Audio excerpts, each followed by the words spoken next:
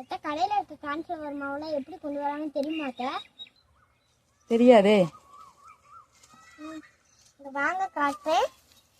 இதுதான் வந்து காணு.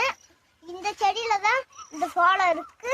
இது முத்து சோளம்னு சொல்லுவாங்க, வந்து மக்கா சோளம்னு சொல்லுவாங்க. இதுக்குள்ளதான் கான் இருக்கு.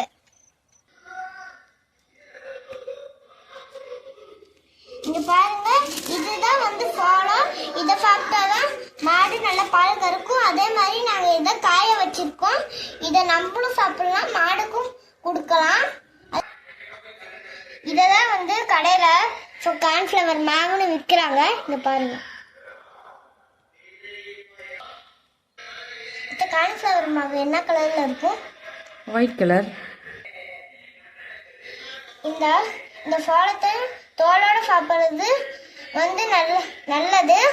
அதே மாதிரி கடையிலலாம் இந்த தோலை உரிச்சிருவாங்க ஒயிட் கலர்ல. வந்து